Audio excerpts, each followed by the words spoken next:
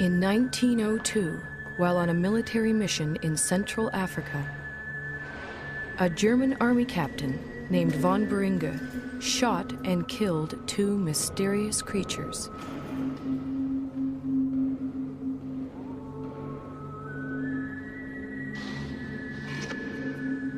He then sent the skull and bones of one of them back home to Germany.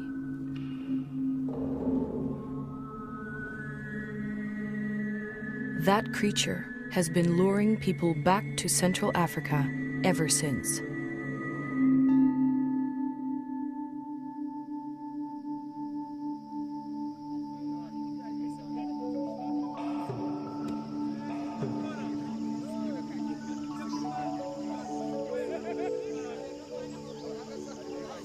In 1921, American naturalist Carl Akeley made his way to the gorilla's ancestral home. The Virunga volcanoes, in what was then the Belgian Congo. Akeley brought a movie camera to document his visit, and a little girl to help prove Africa wasn't such a dark continent.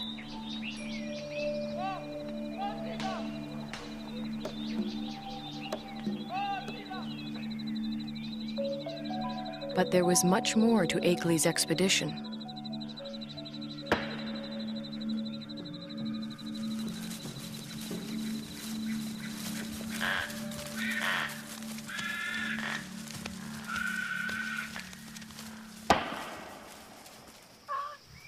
Akeley had come to collect mountain gorilla specimens for exhibit in New York.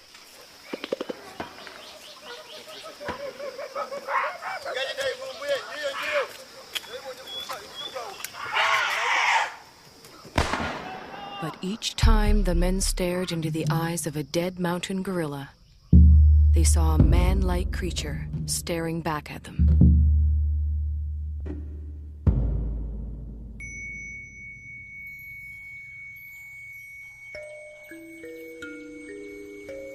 Akeley decided the killing must end. He urged Belgium's King Albert to make a permanent sanctuary of the gorilla's home.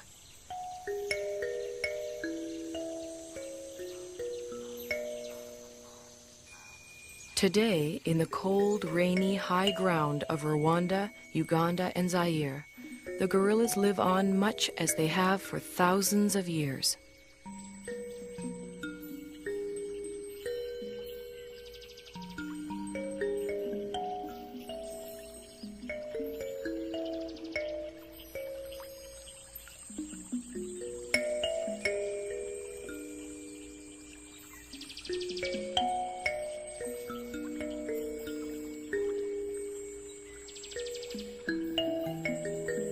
Only now their mountain home is tiny and isolated, pressed in on all sides by people and farmland.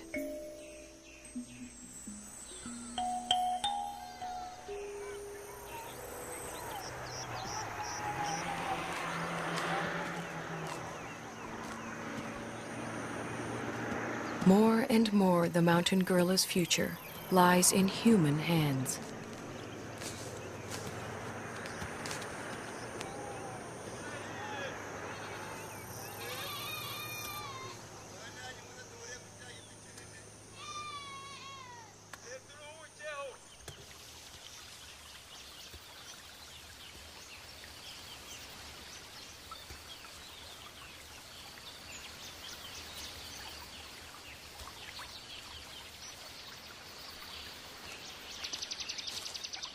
American field biologist George Schaller was the first person to study mountain gorilla behavior.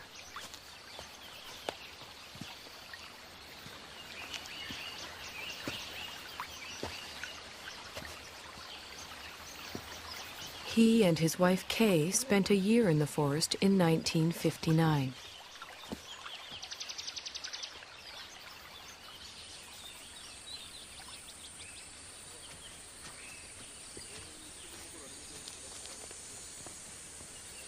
A number of other scientists have followed. Among them, current director of the Karasoke Research Center, Diane Doran. Hi. Hi, you made it. Good to see you. Hi. Hi, nice to see you. You made it just in time. The patrol's going out, and I was going out to see gorillas with Guiza. Would you like to come along? Wonderful. Great. Okay. Tugende. Kende Guiza.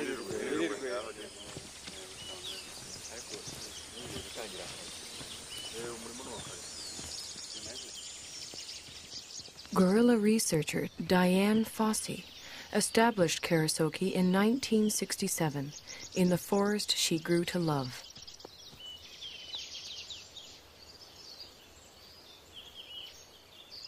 For Schaller, too, the forest became an enchanted place.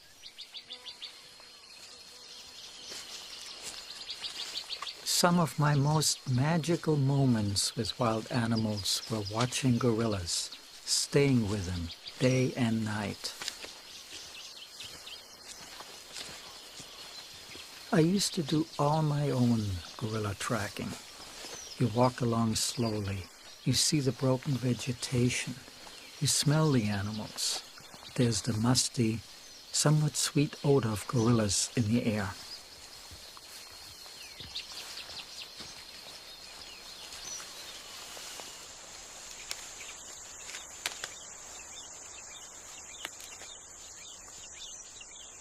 When you follow them hour after hour, you adapt to their rhythm of doing things.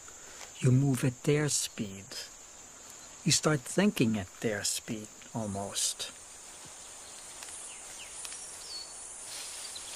And that is a lovely feeling for a biologist, to seemingly enter into the lives of the animals without disturbing them.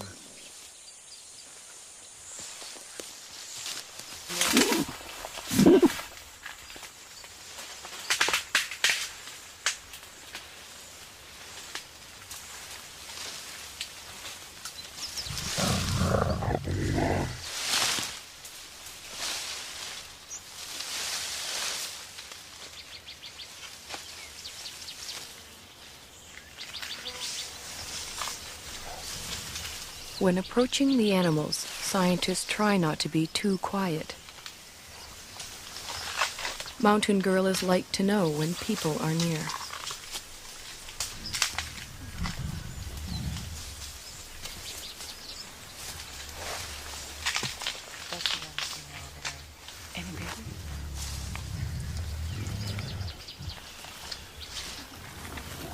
The mountain gorilla's day is spent feeding and resting. Feeding and resting, and feeding some more.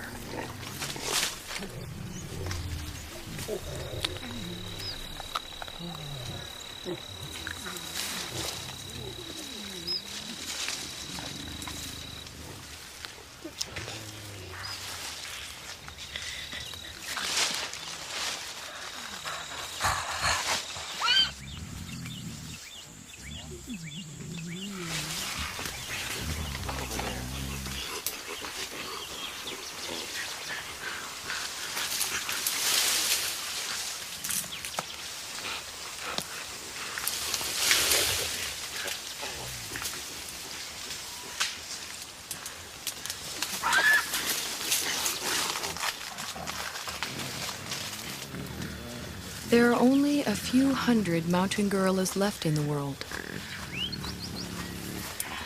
Most live as part of a family. The father and protector of this family is the male silverback, Umagumi. He acts as a magnet for the group. The females gather around him. Their infants and offspring gather around them.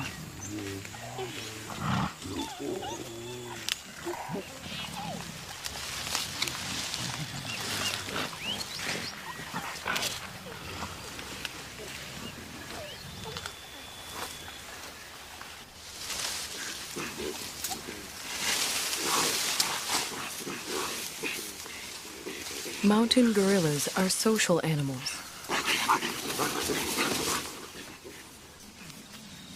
The closeness begins in infancy. Rarely, if ever, does a mountain gorilla mother let her baby out of her sight.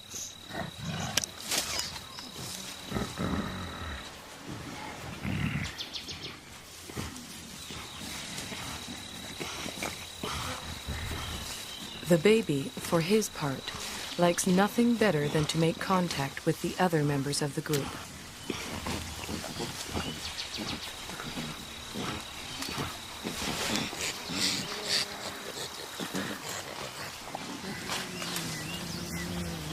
Even when they spread out to begin their daily search for food, the gorillas continue to communicate with one another.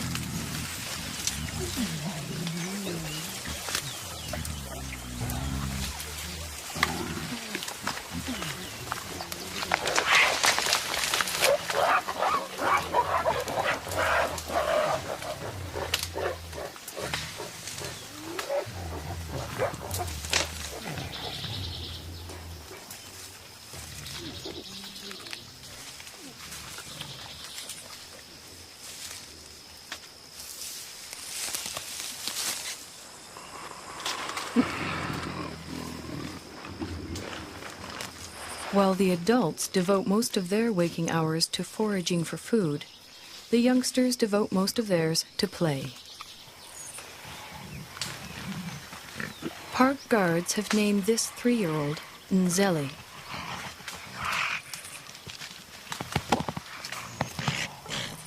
They call his friend Imvura.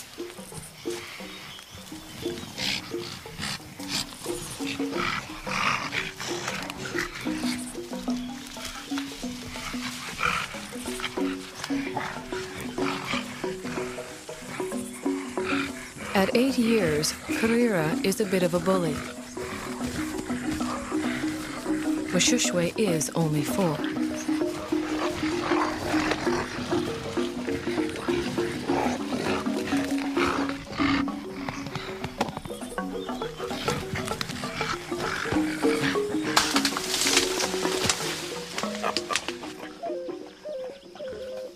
The games they play help the youngsters determine their status in the group.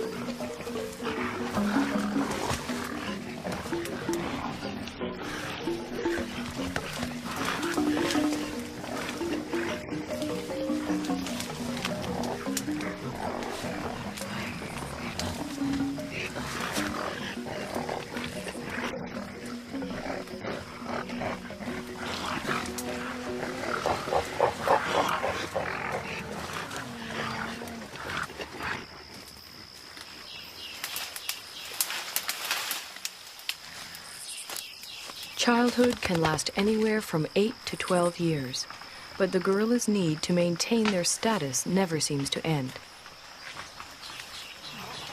Any opportunity to reinforce the hierarchy is seized upon.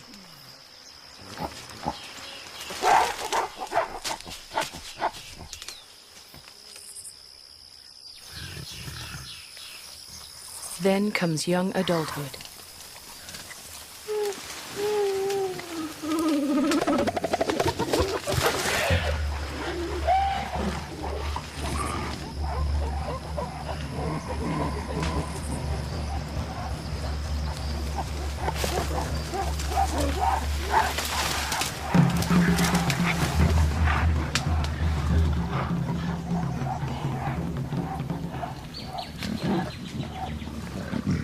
At 13, Intwari has the beginnings of a silverback and his first real sense of the power that comes along with it. He also has a dedicated young male follower.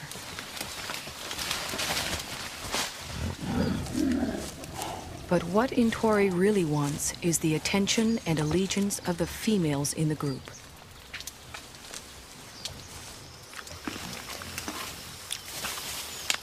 Umugumi doesn't seem too threatened by Intwari's advances towards the females. Well over 400 pounds, the dominant male silverback could easily discipline the younger one, or throw him out of the group altogether. For now, Umugumi seems content to focus on the local vegetation, of which he eats some 50 pounds a day.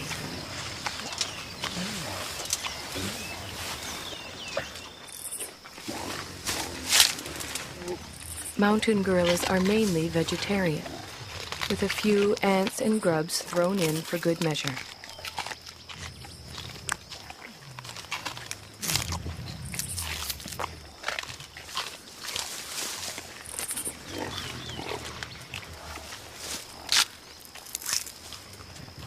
Their staple diet includes a bitter, stinging mixture of thistles, nettles, goosegrass, bamboo, and wild celery.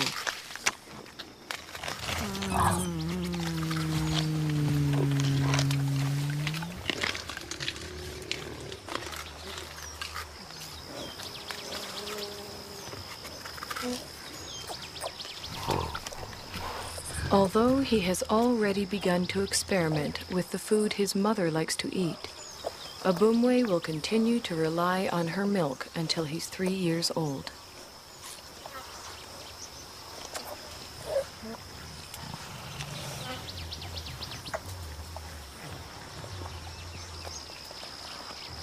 By the time he's 4, Abumwe will be strong enough to forage on his own.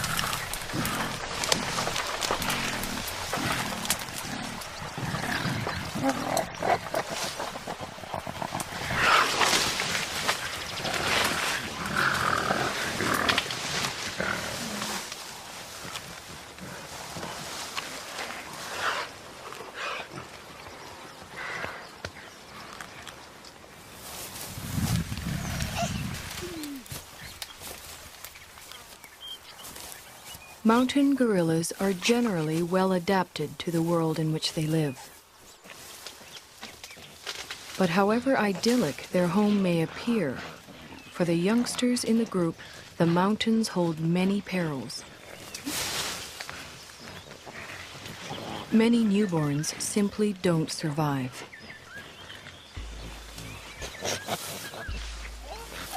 Mbele gave birth 2 days ago. It will be several months before she can even let go of her baby, much less let him out of her sight.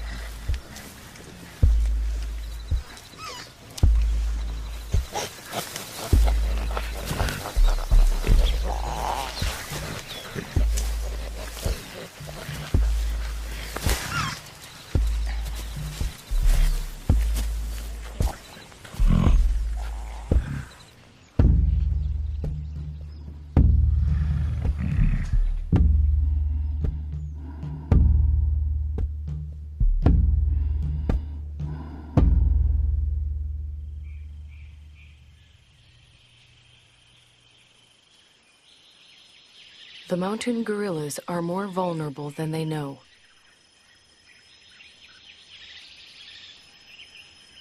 Their ancestral home is much smaller than it once was.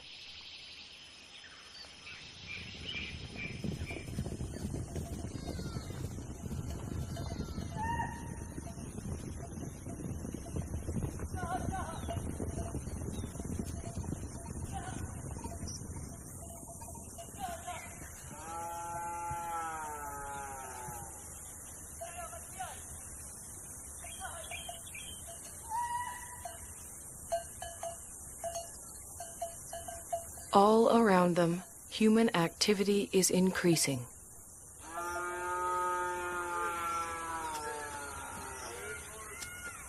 Yet the mountain gorillas continue to live and move in ways familiar to them for generations.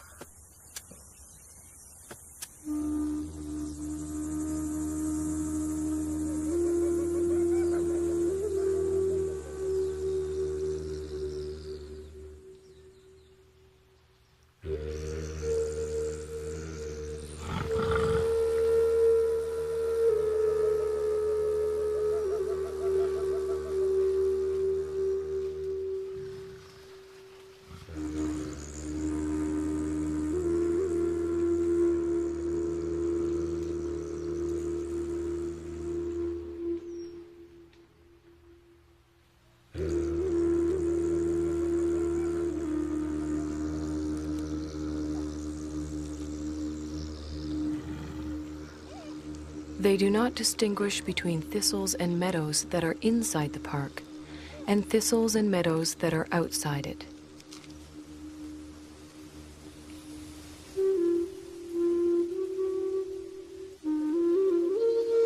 They simply go where their never-ending search for food takes them. Only now they find others there.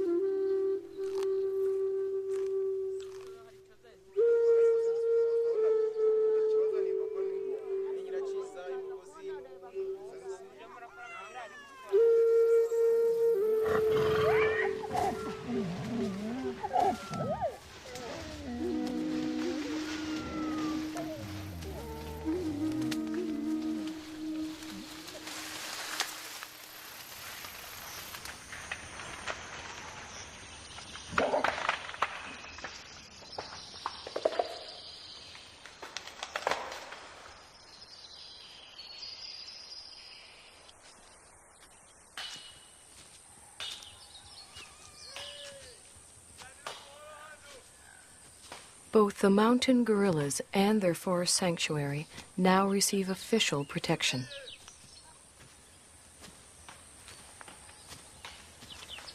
Park guards and anti-poaching patrols go to the forest every day.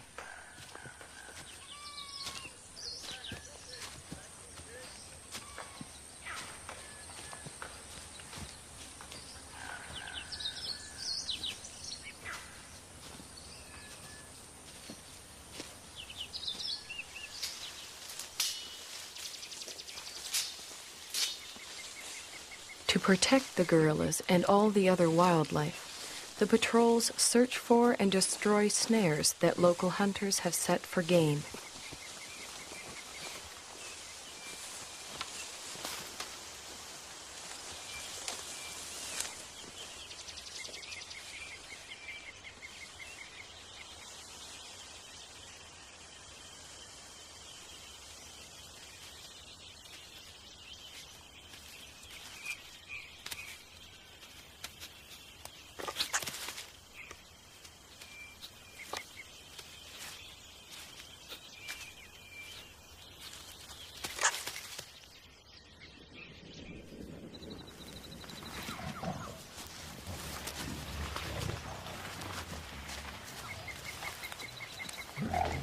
The guards search the forest, checking on the gorillas' whereabouts and welfare.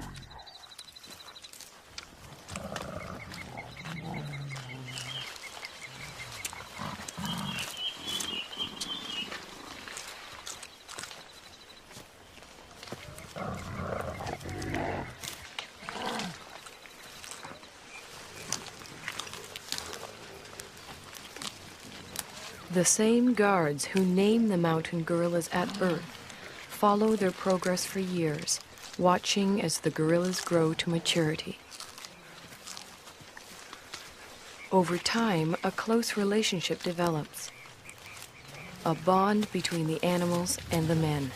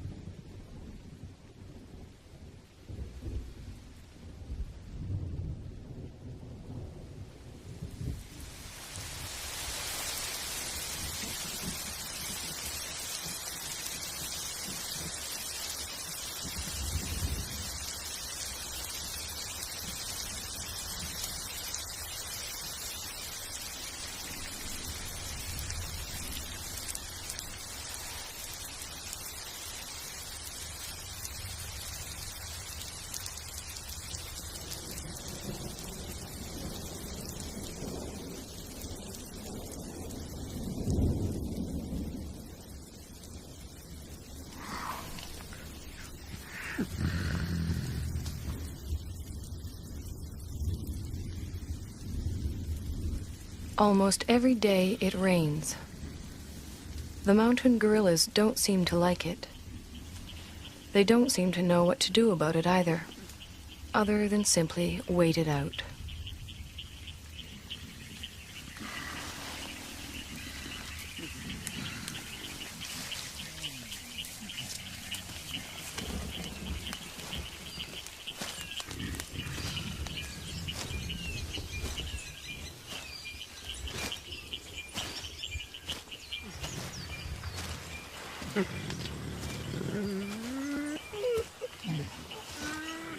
At least the rain provides them with a rich supply of food.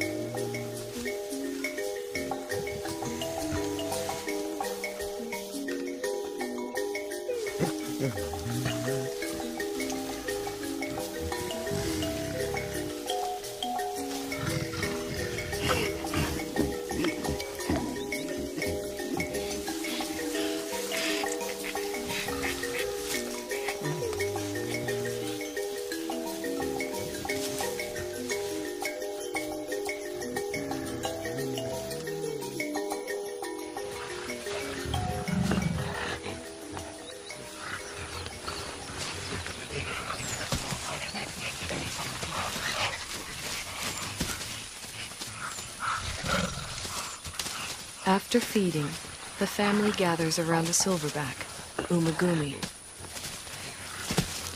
While the adults rest, the youngsters play.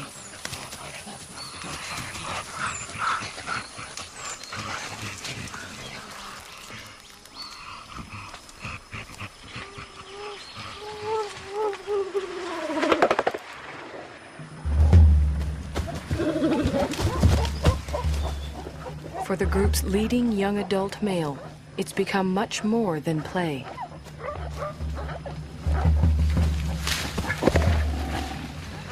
Left unchecked, Intwari's newfound strength could eventually tear the group apart.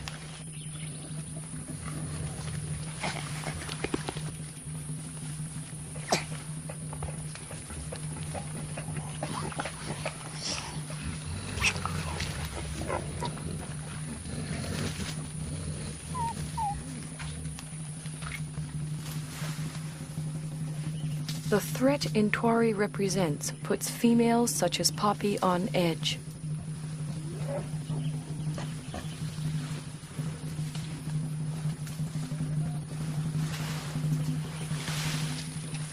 Determined to get some kind of reaction from the others, Intwari bites into an inedible plant and contemplates his next move.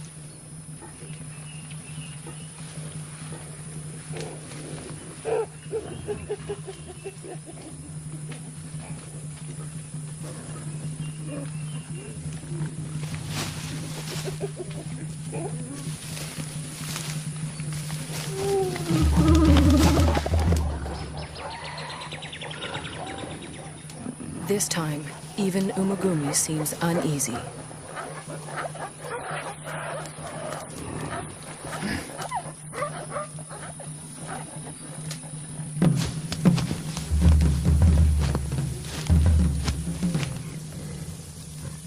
Intwari is presenting himself as their new leader, but the females don't see it that way.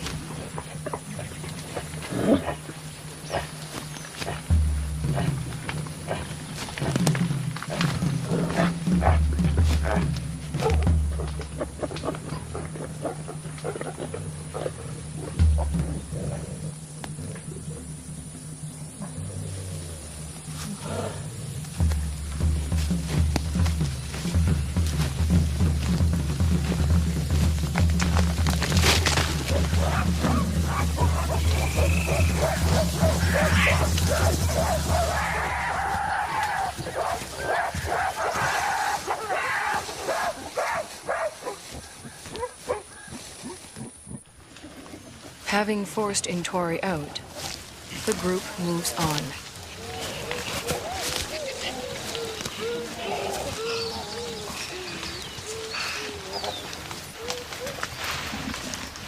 Before she joins them, Poppy, still vibrating with excess energy, vents it on the first young male she can find.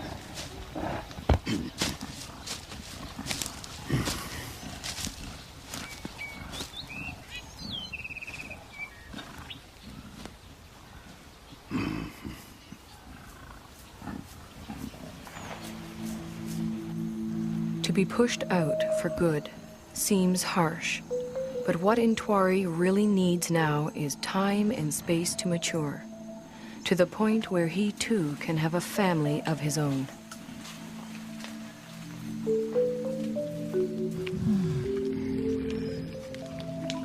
The next few years are critical for Intwari. They are also critical for all the other mountain gorillas.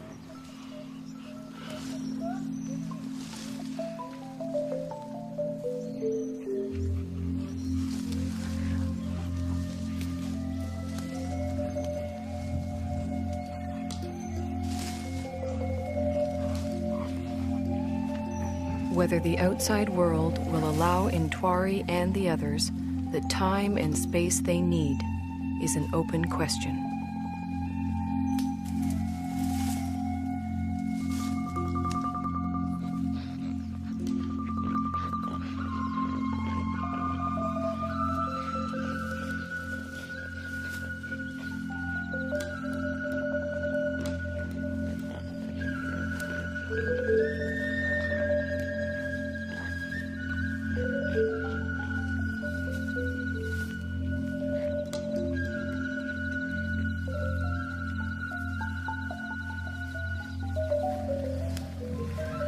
One thing is certain. If the mountain gorillas are to survive, we will have to protect them and their forest home forever.